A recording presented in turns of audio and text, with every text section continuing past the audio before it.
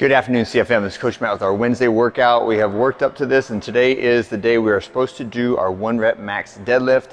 As always, whenever we do max outs, it depends a lot on what you brought to the gym today. It might not be the day, or it may be the most awesome day in the world for you. Okay, so all I ask is that as you warm up, as you lift, you listen to your body. Don't try to make it do something that it is incapable of doing today.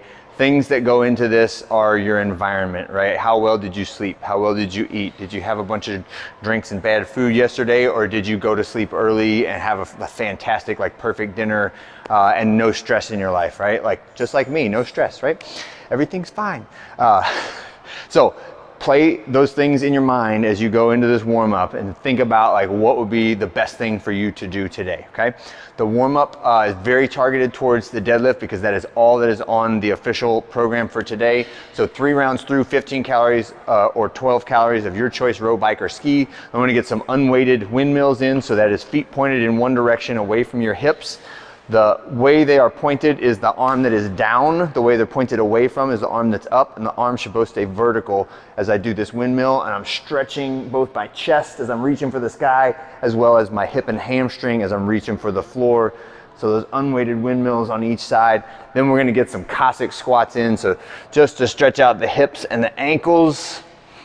5 reps on each side. Next one is gonna be some practice breathing and bracing, and we're gonna do this with a tactile drill on the floor. So start with a kettlebell, moderate weight kettlebell. Don't get the 70s out. Okay, you know who you are. All right, feet bent at 90 degrees, and I've got this kettlebell like weighting my belly down, right? So it's below my rib cage. And we're gonna practice closing your mouth.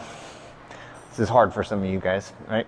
Breathe in through my nose and try to push that kettlebell as far away from my rib cage or as far away from my spine as possible. So hold it up. Squeeze that belly tight and relax and feel it push back down, right? And then again, mouth closed, big breath in through the nose.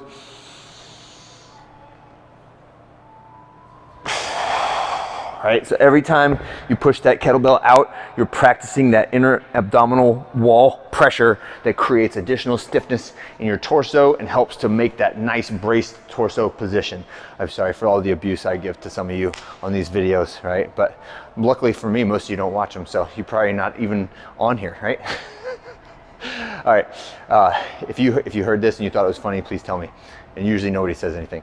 All right, next one is warm-up deadlifts, right? So this is just picking something up off the ground, but we have rules to it, right? So my feet are underneath my hips, my hands are outside of my legs, right? So main thing there is that I don't want my arms and legs to try to occupy the same space down here where my knees and arms are kind of going on top of each other. I want my arms outside my legs for this movement, right? The bar should remain in contact with my legs. My spine should stay braced and neutral, and I'm dragging that bar up my legs with light contact. So think like shaving my legs is the amount of pressure that I would like to have on that bar, right?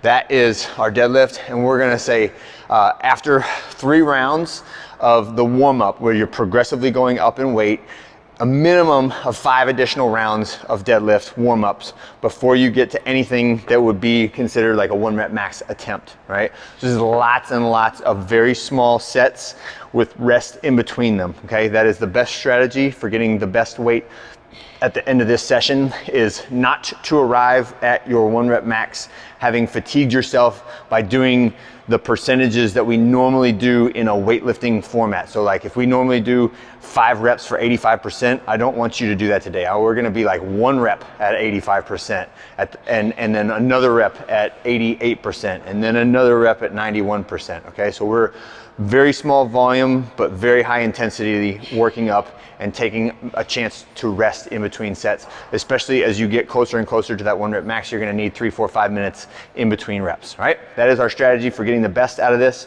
If you finish this really early and you want an interval workout, I guarantee you we can dream something up to get you a little burst of intensity, do some bike sprints and burpees or something, and knock that out so that you get a little bit of both today.